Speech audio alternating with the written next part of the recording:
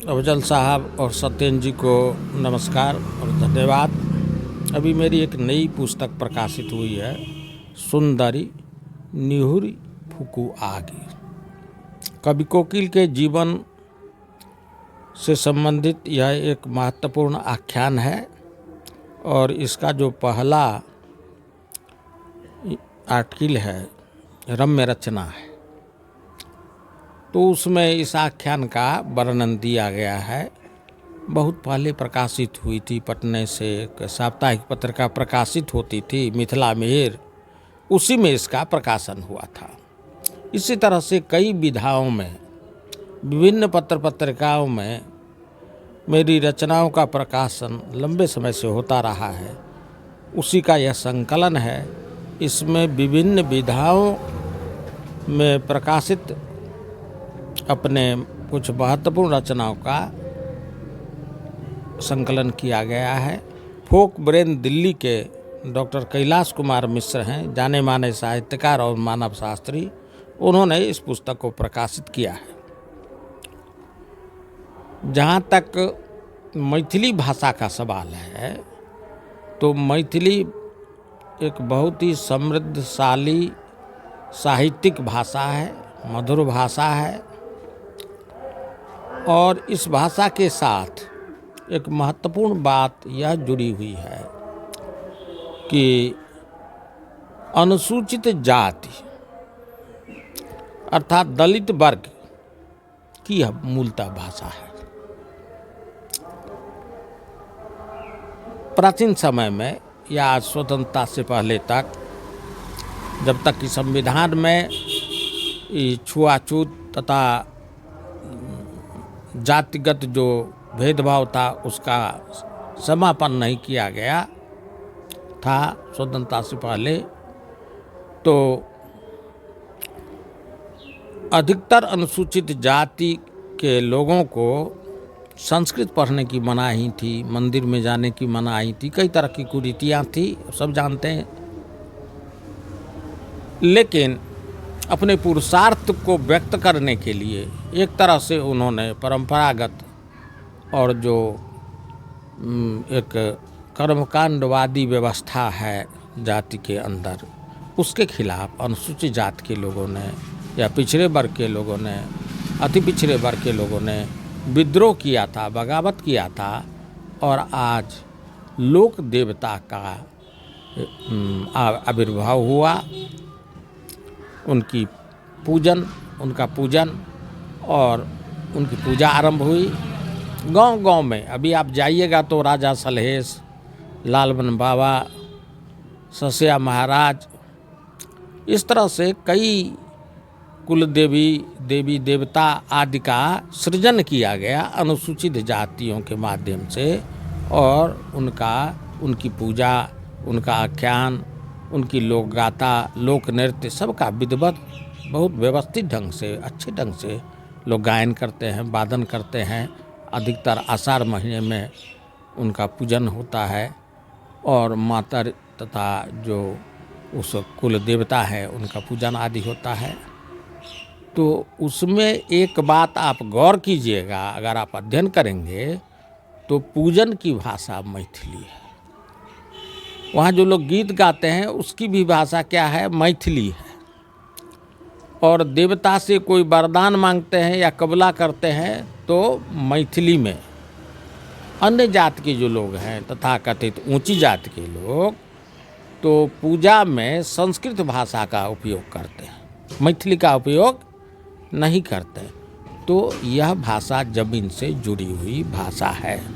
मगर सर कहीं ना कहीं देखा जाए कि अभी के युवा पीढ़ी जो है, अभी के नए युवा मैथिली भाषा से दूर जा रहे हैं। इसका कारण क्या हो गया कि ब्रिटिश शासन के दौरान भेदभाव पैदा किया गया भाषा के स्तर पर भी, और लोगों को यह समझाया गया कि यह ऊंची जातियों की भाषा है, ब्राह्मणों की भाषा है, कर्ण कैस्ट की भाषा है, राजपूत की भाषा है, भूमिहार ब्राह्मणों की भाषा है, ये दलित वर्ग की भाषा या अन्य पिछड़े वर्ग की भाषा नहीं है।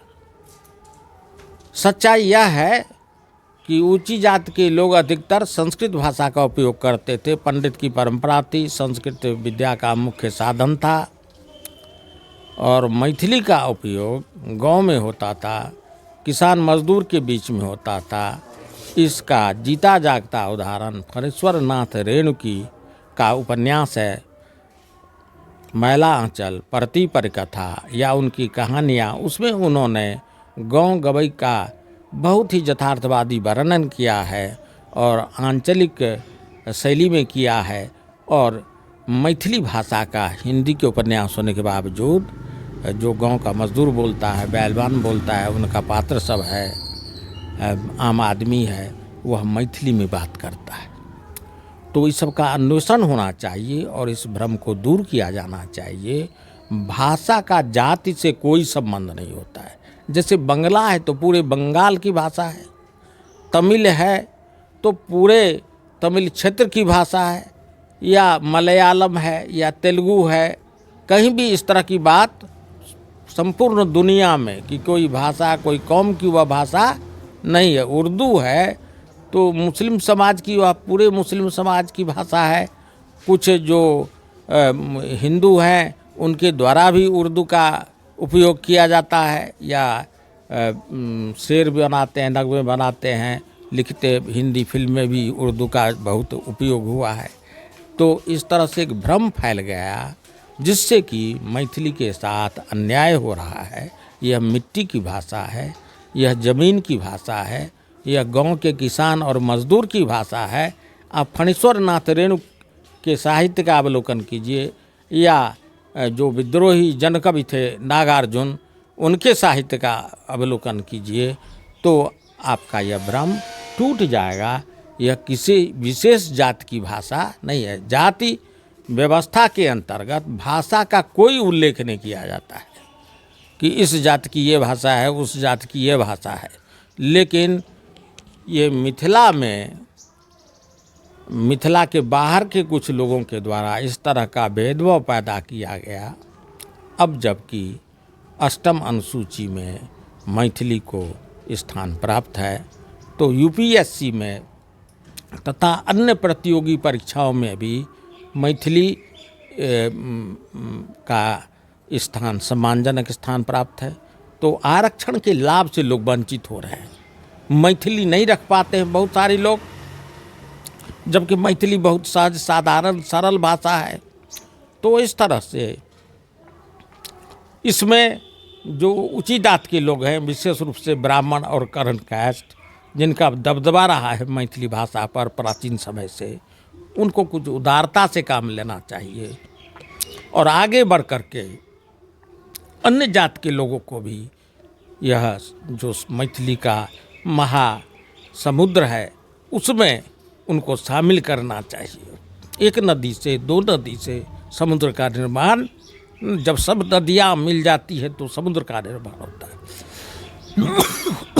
उसी तरह से मैथिली भाषा के संदर्भ में यह स्पष्ट कर देना चाहिए कि मिथिला में जो रहते हैं या मिथिला के जो रहने वाले हैं और प्रवास में हैं, सबकी भाषा मैथिली है। और धीरे धीरे यह भ्रम टूट भी रहा है, लेकिन जिस तेजी के साथ यह टूटना चाहिए, यह भ्रम, यह संशय, यह दुविधा, यह यहाँ के मुस्लिम समाज के भी जो लोग हैं वो मैथिली में साहित्य की रचना करते हैं। कई मुस्लिम साहित्यकार को साहित्य अकादमी का पुरस्कार भी प्राप्त हुआ है और अच्छे खासे जाने माने साहित्यकार हैं। तो उन लोगों को भी व्यापक स्तर पर सम्मान किया जाना चाहिए। और मुस्लिम समाज में भी जैसे मुहर्रम के समय में जो दाहा गीत है और भी कई गीत हैं जो कि मैथिली भाषा में उपलब्ध है, इस सब का प्रचार प्रसार होना चाहिए। अधिकतर गांव में मुस्लिम समाज के बहुत सारे लोग हैं जो कि मैथिली भाषा का उपयोग करते हैं। तो सांप्रदायिक सद्भावना के लिहाज से भी, जातिगत सद्भावना के लिहाज से भी यह मिट्टी की भाषा है, यह जानकी, माँ जानकी की भाषा है। तो और सदियों से इस भाषा में सुंदर सुंदर साहित्य की रचना होती रही है। आज भी लगभग 24 पत्रिकाएं मैथिली में प्रकाशित होती है, कई वेब सीरीज बने हैं, कई फिल्म का निर्माण हुआ है। सबका प्रचार प्रसार होना चाहिए, लेकिन यह जातिवाद के साथ मैथिली भाषा को जोड़ करके मैथिली के साथ बहुत बड़ा अन्याय हो रहा है। सर अंत में आप अपने बुक के बारे में कुछ बताइए। यह किताब, इस पुस्तक में एक सस्या महाराज पर लेख है। यह अनुसूचित जाति चौपाल के सांस्कृतिक चेतना के प्रतीक है, धार्मिक चेतना के प्रतीक है सस्या महाराज, और उस पर ज़्यादा साहित्य उपलब्ध नहीं था, तो एक संक्षेप में हमने उस पर एक लेख दिया है। इसी तरह से सौराठ सभा का आयोजन होता है, और सौराठ सभा के आयोजन में केवल मैथिल ब्राह्मणों को ही, मैथिल ब्राह्मण में भी जो अन्य उपजाति हैं जैसे श्रोत्री हैं या जोग हैं, उन लोगों का समावेश नहीं हो पा रहा है। तो सौराठ सभा के कारण भी, मैथिल महासभा के कारण भी यहाँ पर मैथिली भाषा के संबंध में संशय और दुविधा की स्थिति उत्पन्न हो गई थी। तो आगे बढ़ कर के जो ऊंची जाति के लोग हैं तथाकथित, उन लोगों को दिल से, मन से, प्राण से, आत्मा से इस बात का निराकरण करना चाहिए कि जो भी मैथिली बोलता है उसकी भाषा मैथिली है, और जो भी गाँव गवई का है सबकी भाषा मैथिली है। तो इस तरह से मैथिली का विकास होगा। इस दिशा में भी इस पुस्तक के द्वारा, सुंदर निहुर फुकुआगी के द्वारा प्रयास किया गया है। साथ ही इसमें विदेश यात्रा भी है, जुगोस्लाविया की यात्रा का हम एक, उस पर 2 आलेख है, एक दिनक कथा, एक रातिक कथा, 3 संस्मरण है, एक आचार्य सुरेंद्र झा सुमन पर केंद्रित है, एक बड़ी महारानी साहिबा थी, दरभंगा के अंतिम नरेश महाराजा कामेश्वर सिंह की बड़ी पत्नी थी, और वह भजनावली है उनकी, श्रीमद् भागवत प्रकाश है, विभीषण सन्नापन्न है। लेकिन मैथिली के जो आलोचक हैं या मैथिली के जो इतिहासकार हैं, उन्हें सोची समझी रणनीति के तहत उन पर कोई सम्मानजनक उनका उल्लेख नहीं हो पाता है। तो उन पर एक संस्मरण है। और साथ साथ जैसे आप चलाते हैं ये चैनल, तो इसमें फोटोग्राफर का भी महत्व है, इसमें तकनीशियन का भी महत्व है, जो एडिट करते हैं उनका भी महत्व है, लेकिन अक्सर उन लोगों का नाम नहीं दिखता है या उन पर कोई आलेख नहीं मिलता है। तो उसी तरह से साहित्य का प्रकाशन हो या कोई भी प्रकाशन हो, तो उसमें मुद्रक का भी योगदान, प्रेस का भी योगदान महत्वपूर्ण होता है। तो शुभंकरपुर के ही एक देवेंद्र झा थे, और पटना में मुरलीधर प्रेस के जरिए मैथिली साहित्य के विकास में, प्रकाशन में बहुत योगदान है। उनका आकस्मिक देहावसान हो गया, तो उन पर भी है। 3 कहानियाँ हैं नए प्रयोग के स्तर पर, और साक्षात्कार भी हैं 3, प्रोफेसर हरिमोहन झा का, लिली रे का और डॉक्टर रत्नेश्वर मिश्र का, और कई तरह के विचार उत्तेजक निबंध भी हैं, सौराठ सभा का पोस्टमार्टम भी है। तो इस तरह से इस पुस्तक के जरिए मैथिली भाषी अपने अतीत को भी, वर्तमान को भी और भविष्य के बारे में भी चिंतन कर सकते हैं।